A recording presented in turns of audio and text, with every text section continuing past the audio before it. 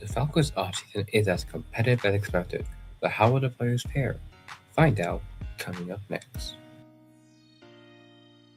Welcome to Atlanta where the Falcons play, and we going for that dub like every day. Big beats hit the streets, see gangsters roaming, and parties don't stop till 8 in the morning. What's good, everybody? Jalon Falcons Jr. here. Welcome back to Falcons Talk Season 4, Episode 7. We are continuing our off-season series. This time, we're predicting the 2026 stats for some of the biggest names on the Falcons roster. This includes Michael Penix Jr., Bijan Robinson, Drake London, Kyle Pitts, Jessie Bates, AJ Terrell, the rookie class, free agency, and everybody else. All that is included in this video. And before I get started, reminder, these are just predictions. These are not the official stats. It's my best guess on how these players are going to fare for 2026. So, I hope you guys enjoy. And with that said, let's begin. And we start with the offense. And the big question remains, who will be the starting quarterback for the Falcons? This is where people will be turning their heads at the quarterback position. So, who starts week 1 for the Falcons? My answer, give me the guy they drafted back in 2024. It belongs to Michael Penix Jr. This is his spot to lose. He's going to win the starting role. But let's talk about it. Michael Penix Jr. In 2025, he threw for 1,982 yards, completed 60.1% of his passes, threw 9 touchdowns against 3 interceptions, while adding 70 rushing yards and a touchdown on the ground. Michael Penix Jr. was limited up until the Panthers game in Atlanta. He suffered a season-ending ACL injury, his third in his career. So there are a lot of question points whether Michael Penix can stay healthy.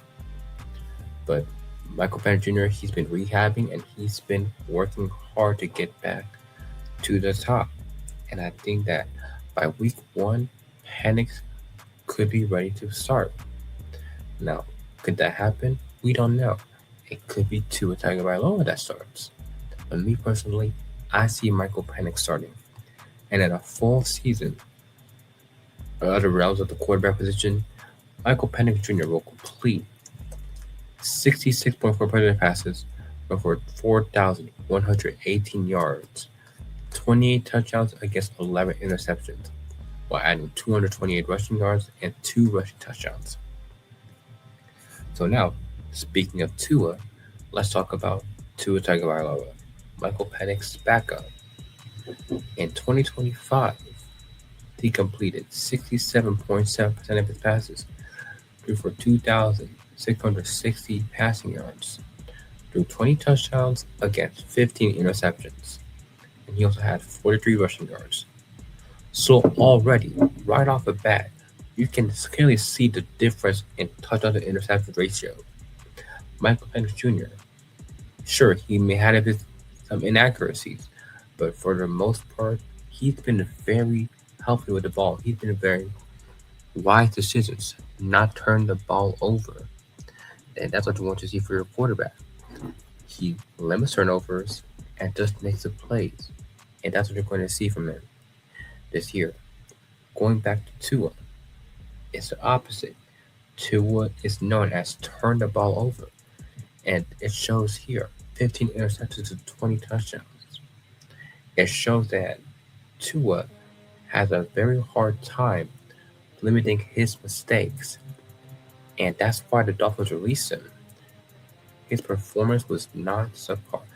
Yes, he is very accurate. He can make throws, but he keeps turning the ball over. And in a competitive business like this, that's not going to cut it. So that's why I think he's going to be the backup.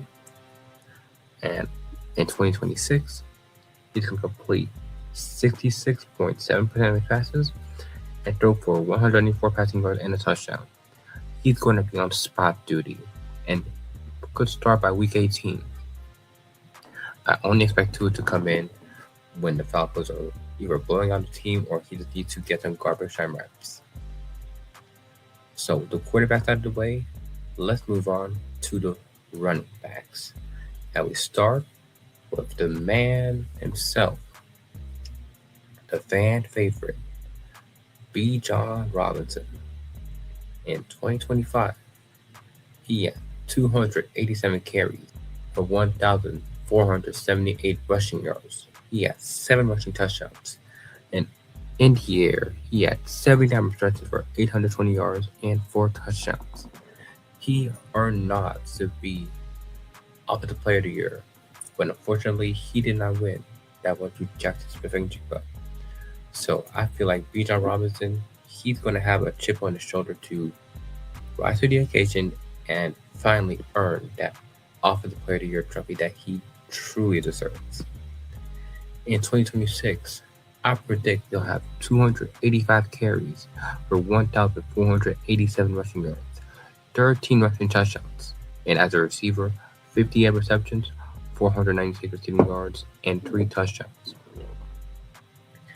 So in total, he has just shy of 2,000 scrimmage yards, yet 1,983 scrimmage yards and 16 touchdowns.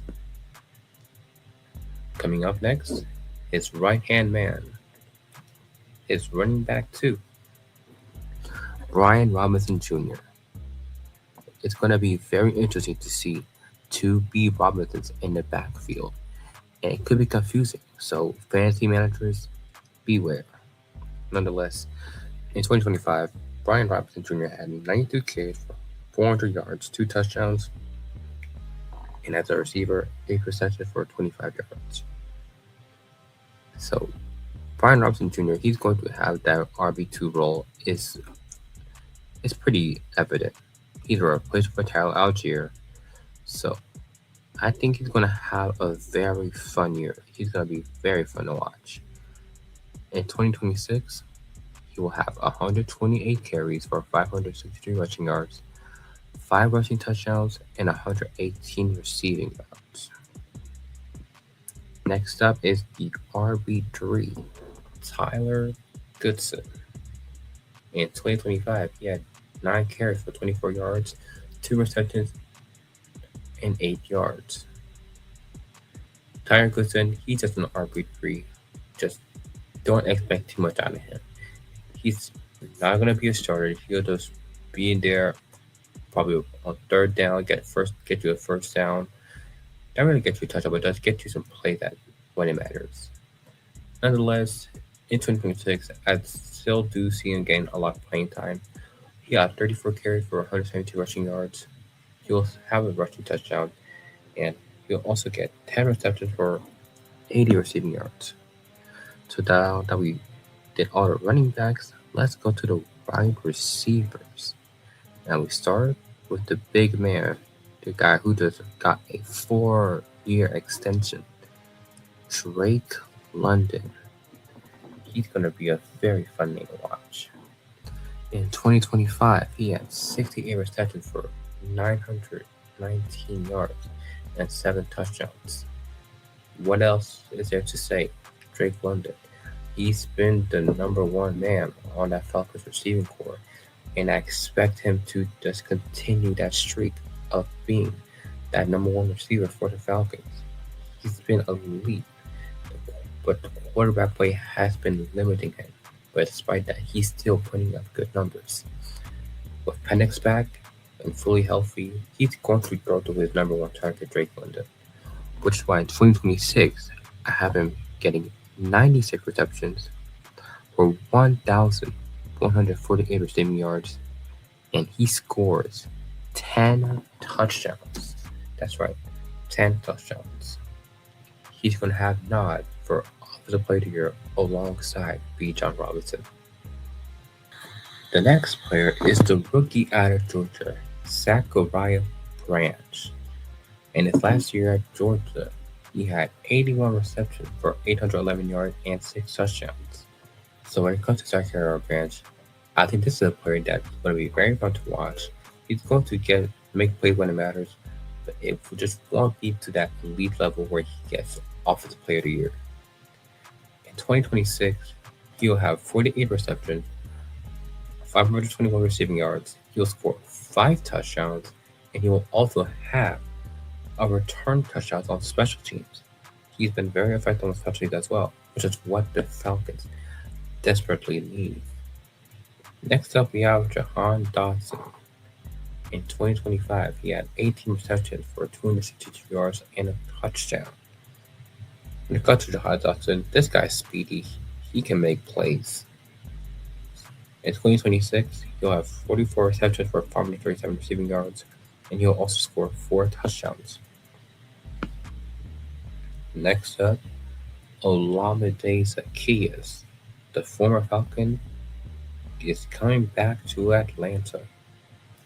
In 2025, he had 39 receptions, plus 2 in the postseason, 313 yards, plus 7 in the postseason.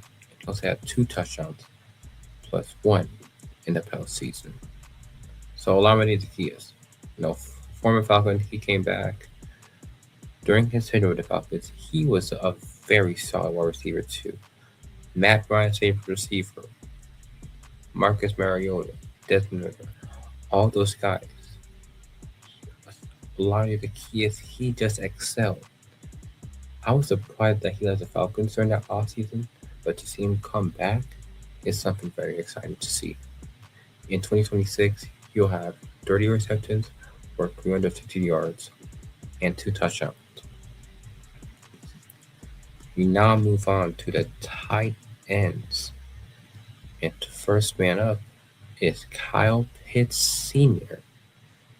In 2025, he had 88 receptions for 928 yards and 5 touchdowns. But Kyle Pitts has shown when you throw him the ball, he's going to get up there, grab it, and he's going to make plays. I think Kyle Pitts, he's going to have a breakout year and get back to his rookie self. In 2026, I think he'll have 60 receptions, and he'll have 1,081 receiving yards. And he adds 1 more touchdown that he did last season with 6. Kyle Pitts is currently the only player, the first and only player in NFL history to have touchdowns in ascending order, scoring 1 more touchdown than he did the previous year. His rookie year, he had 1.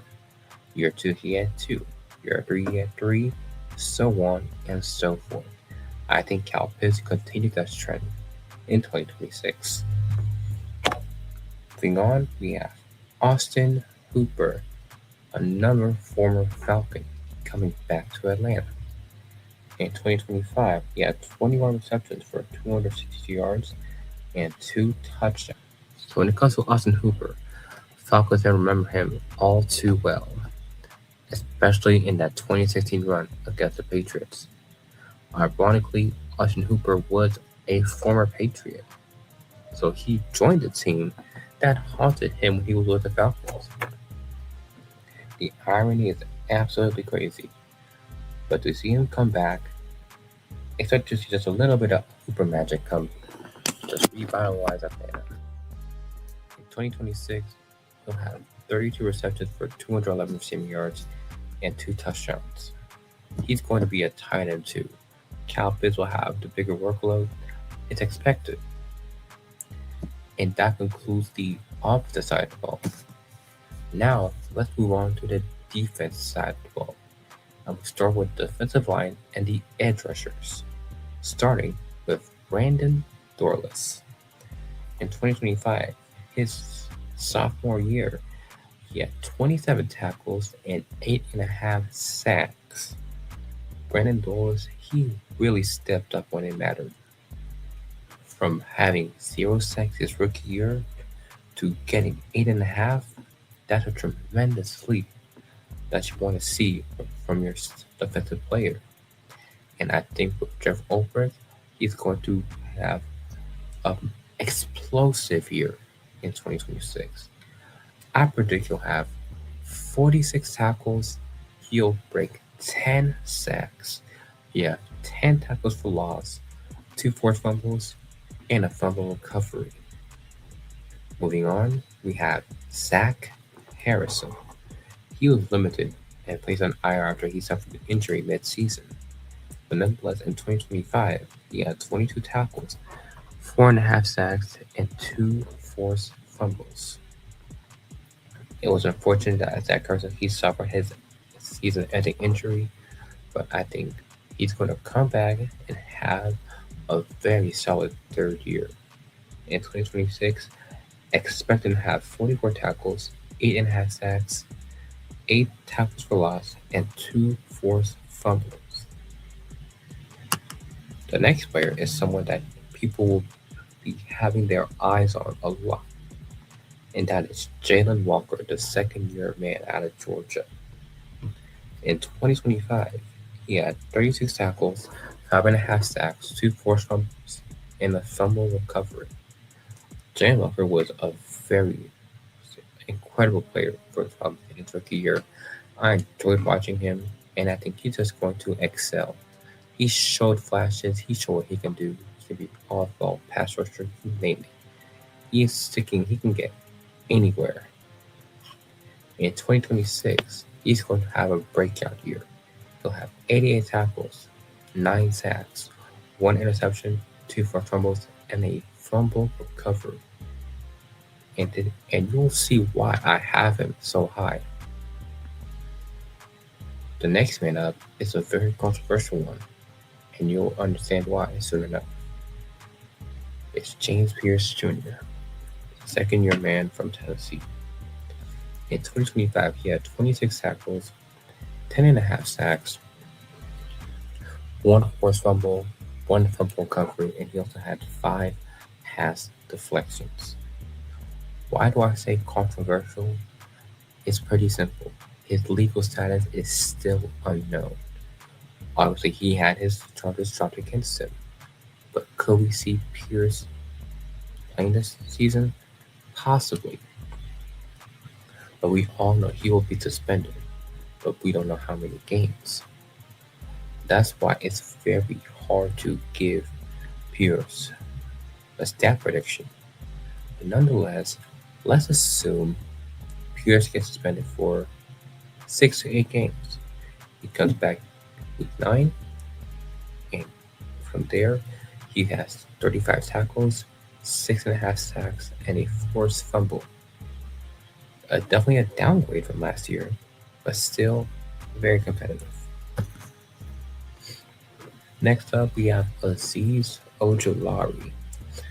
In 2025, he only had 6 tackles, being very limited in that defense. Being a solid linebacker, Jeff Ulbrich, he had all the tools possible to unblock this freak of nature. In 2026, he'll have 42 tackles, 6.5 sacks, and 8 tackles for loss. The next man up is Samson Ebukam from Indianapolis Colts. In 2025, he had 33 tackles, 2 sacks, and a fumble recovery. He's not a guy that lights up the stat sheet, but this is a player that, when given a chance, he's going to make plays for you and he's going to get to the quarterback, which is what the Falcons have been good at last year. And I expect him to excel. In 2026, you'll have 38 tackles, 5 sacks, and 7 tackles for loss. The last of the defensive tackles, we have Antonio Thompson, the rookie. In 2025, he had 30 tackles, 1.5 sacks, and 2 pass deflections. So, when it comes to second-round picks, we don't expect much out of him. He's not going to be the guy that everyone has their eyes on. He's not a starter. He's going to be rotated from time to time. But overall, this could be probably a practice squad player at best. But he could still get some playing time. And that will happen throughout the home stretch of the season. So, presumably weeks 13 to 18, let's say. Let's say, for example, he starts week 13 to week 18. In that span, he could have 28 tackles, 2.5 sacks, and 4 tackles for loss. But the defensive lineman and edge rusher out of the way, Now it's time to talk about the linebackers. And we start with Christian Harris. In 2020, he had only 11 tackles, so very limited. In 2026, expected to have 98 tackles, 2 sacks, and an interception. I feel with the defensive playmaker that we have, he could be the perfect piece to unlock Christian Harris. Next up, we have Divine Diablo, one of the star signings from last season. In 2025, he had 70 total tackles, 1 sack, and a fumble recovery. He's been the cornerstone of the defense last year. Alongside Caden Ellis, he's been a focal point and a leader. Right now, with the loss of Caden Ellis, I think he's going to take that step forward and help and try to be the leader for that linebacker group. In 2026, I think we'll have 86 tackles, 1 sack, and 2 interceptions. A little similar to last year, but he's still going to be explosive and make tremendous plays. Next up, we have the rookie, Harold Perkins Jr.